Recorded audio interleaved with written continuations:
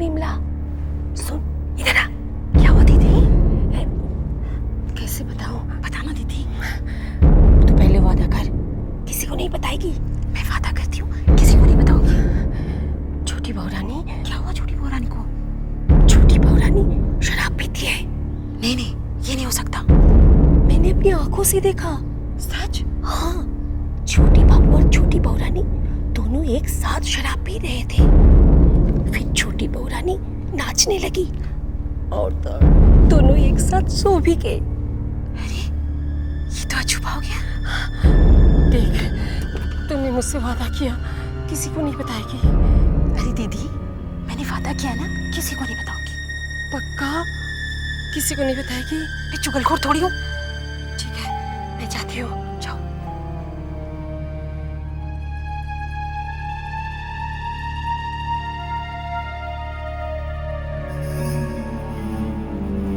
ये बोलूंगी माँ। सुन सुन, सिंधु सुन। क्या हुआ? क्या हुआ? एक बात है, बता दूं? हाँ बता दे। नहीं चल, रहने दे। बता ना। मैंने छोटी बहू रानी और छोटे बाबू को शराब पीते देखा। हाय राम, क्या बात बोल रही है? देख, तुम लोगों ने वादा किया है, किसी से नहीं कहोगी। चल चल, तू अपनी काम पर जा। हम लोग चुगलखोर थोड़ी है।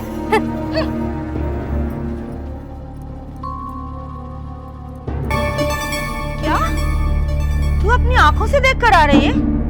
अरे तूने सपना तो नहीं देखा? सपना तो मैं तब देखती जब मैं सोती। हाँ। ये छोटी ने क्या कर दिया? इस हवेली की बहुओं की इज्जत खाक में मिला दी। अरे हमारे मर्द भी तो बाहर रहा करते थे, मगर हमने कभी ऐसा नहीं किया। तो छोटी ने ये कर दिखाया। वाकई छोटी है जरूर छोटे घर की, मगर है बहुत। मछली मालकिन, छोटे मालिक छोटी बहू के पास ही है, जान बाजार भी नहीं गए हैं। मैं तो कहती हूँ आप भी छोटी मालकिन से कुछ मंत्र सीख लीजिए। जवानी में सीखती तो शायद कोई काम भी आता। अब किस काम का?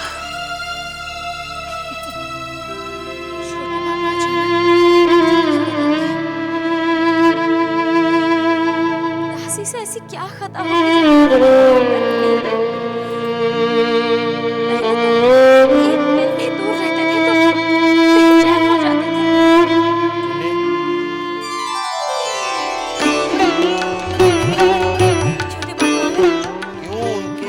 में खुद को भुला रही हो? छोटे बाबू अब तेरे नहीं रहे। रघुनाथ बाबू ने झूठ नहीं कहा था। मुझे विश्वास नहीं होगा। मैं बाबू से बोल कर आया था कि एक बार जरूर आए। अब की बार मिलेंगे तो जबरदस्ती ले आऊंगा। तू खुद पूछ कर तसल्ली कर लेना। मेरा दिल बार बार यही कहता है कि छोटे बाबू अब तक मेरे हैं। अपने इस दिल को समझाओ और हकीकत का सामना करो। हमारे पास इस पर कुछ नहीं है, खर्चा पानी कैसे चलेगा? देखो, मेरा कहा मान लो। नाटू दत्त बाबू तुम्हें बहुत चाहते हैं, उनका हाथ थामो। नहीं, मैं ऐसा नहीं कर सकती। छोटे बाबू ऐसा कर सकते, तुम क्यों नहीं कर सकते? इस वक्त मेरा दिमाग काम नहीं कर रहा है, तो मुझे सोचने के लिए कुछ और वक्त चाहिए। तुम जब सोचोगी तब तक खाएंगे क्या? अच्छी तरह से जानती हो कि काफी कर्जा हो गया है। देखो, हमारे पास अभी दो ही रास्ते हैं। एक, दूसरा, मोटर गाड़ी बेच दो। मोटर गाड़ी बेच दो।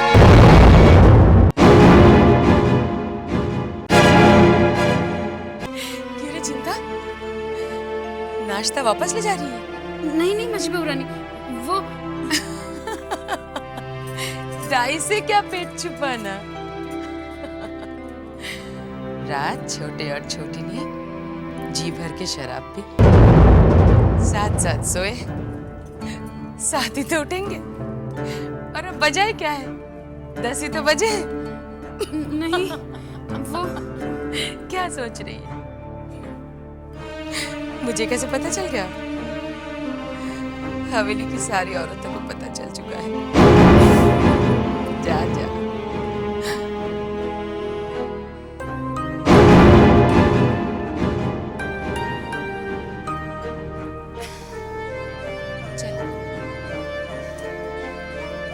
भाग गोटी खेलते हैं।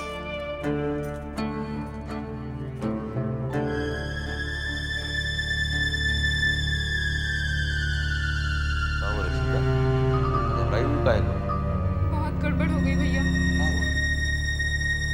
हवेली में सबको पता चल गया है कि छोटी बहू रानी पीने लगी है। मधु भाई, तुमने सुना? क्या? हमारी छोटी बहू रानी ने शराब पीना शुरू कर दिया है। क्या? ये क्या कह रहे हो लोचन भैया? सही कह रहा हूँ, सुनकर बहुत खराब लगा। देखो तुम लोग ये बात दूसरों से मत कहना। हाँ लोचन भैया, ये सच बात है, छोटी बहू शराब पीने लगी है। हम भी तो इसी बारे में बात कर रहे थे। ये तो क्या कह रहे हैं बंसी? मैं सच कह रहा हूँ साले साहब, हवेली की दासी से लेकर नौकरों को सबको पता चल गया है कि छोटी बहू रानी शराब पीने लगी। ये तो बहुत बुरा हुआ बंसी। छोटी बहू तो बदनाम हो जाएगी। लेकिन छोटी बहू को पीते देखा किसने?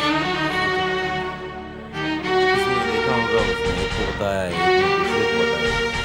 दुनिया का तो वो हाल है ना साले साहब कि किसी के हाथ में कच्चा चावल लग गया तो वो उसका खिचड़ी बना के पूरी हवेली में घुमा दे। मुझे तो सिर्फ एक बात का डर है, को पता न चल जाए। आप ठीक कह रहे हैं भैरव बाबू। हाबुल दत्त पक्का व्यवसायी है, सिर्फ व्यापार के मामले में नहीं, रिश्तों में भी वो अपना मुनाफा चाहता है। अपनों से छोटों में रिश्ता करने का यही नतीजा होता है मंजले बाबू। अब क्या करें, ये सब बड़ी माँ की वजह से हुआ है। खैर ये तो हो गया, अब आगे जो होने वाला है उसे रोकना होगा मंजले बाबू। अरे हो गया था भैरव बाबू, वो तो नई बहू ने संभाल लिया, वरना तो हाबुल दत्त ने नन्हे को हमारे खिलाफ बगावत पे खड़ा कर दिया था। बगावत तो आज रुकी है मंजले बाबू, लेकिन बगावत तो कल फिर हो सकती है। हाँ आप ठीक कह रहे हैं।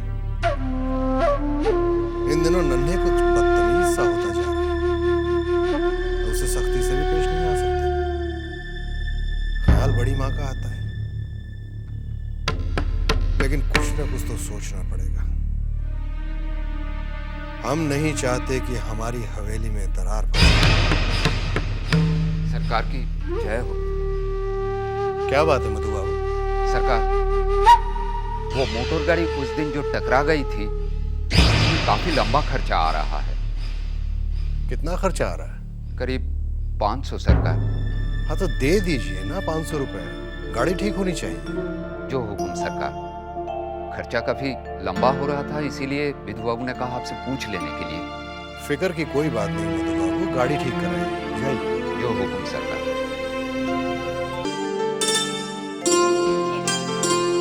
आपका पानी। मेरे कहे बिना तुम्हें पता चल जाता है कि मुझे क्या चाहिए। अच्छा सुन, विश्वनाथ बाबू आज भी नहीं आए?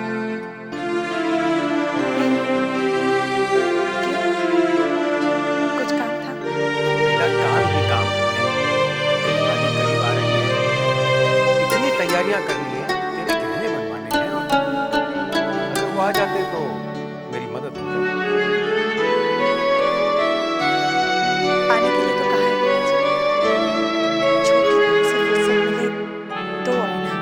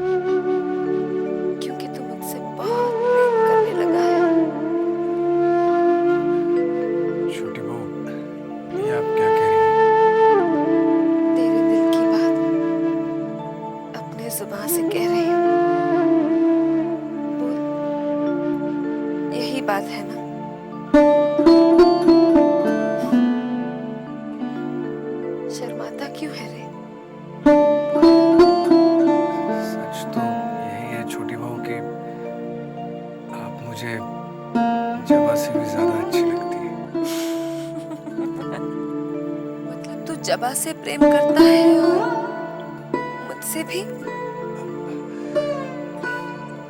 छोटी बहू, आप शराब पीना नहीं छोड़ सकती।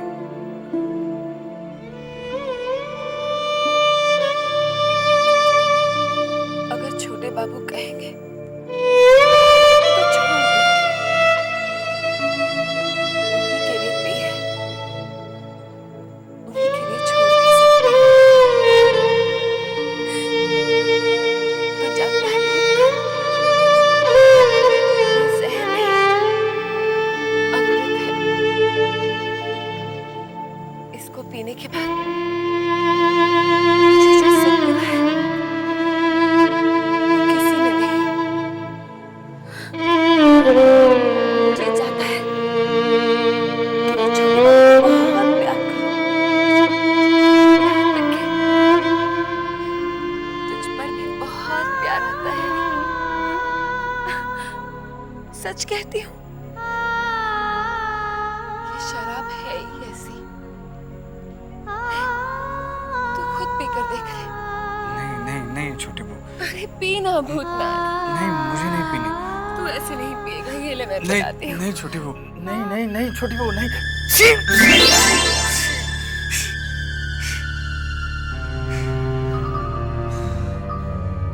हे भगवान, तो क्या मैं छोटी बहू का सपना देख रहा था?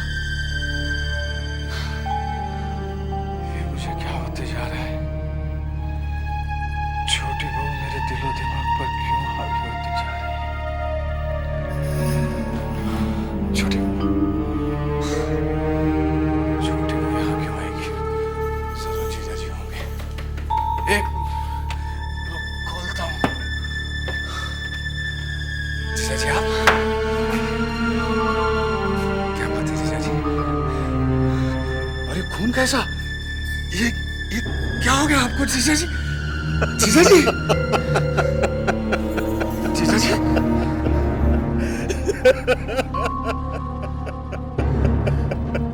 जीजा जी,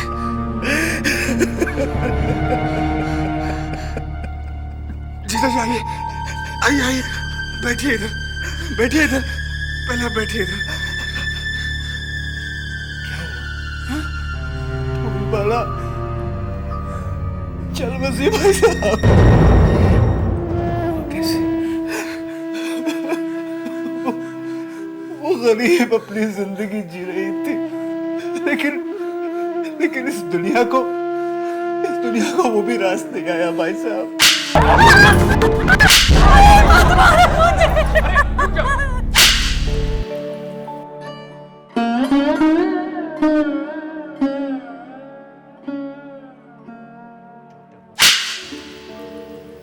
फादर,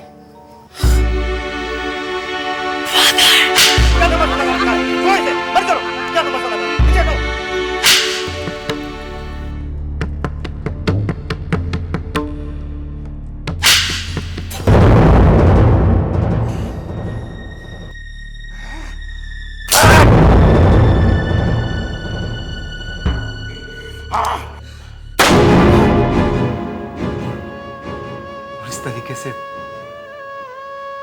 फूल भरा की जिंदगी का अंत हो गया।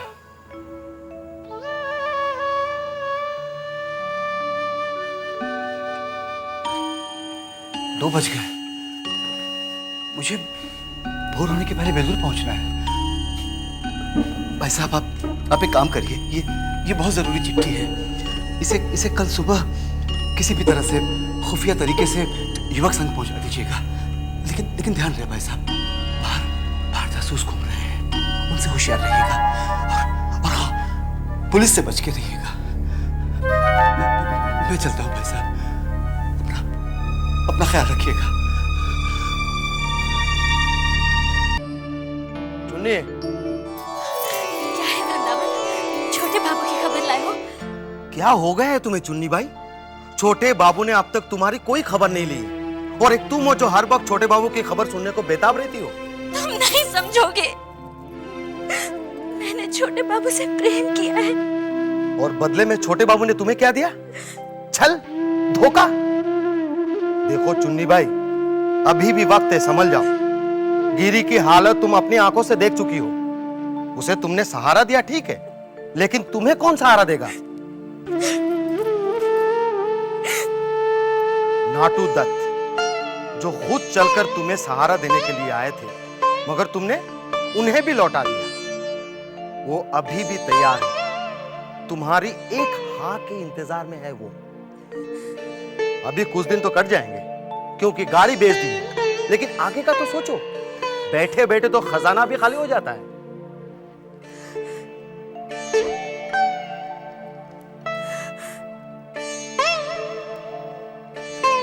चुन्नी भाई, अभी भी समय है, सोच लो। कहीं ऐसा ना हो कि नाटू दत्त का सहारा भी छीन जाए।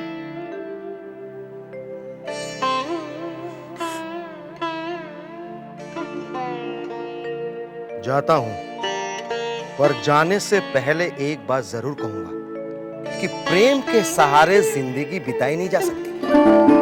चलता हूं।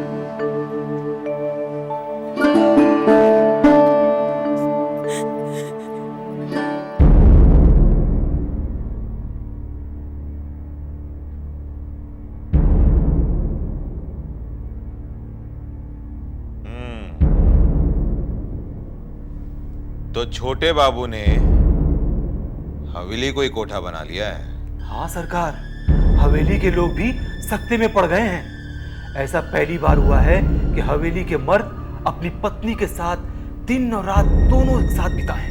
सरकार। अंदर भेजो उसे। जी सरकार। मधुसूदन तुम जाओ, बाद में आना। अच्छा सरकार, नमस्कार।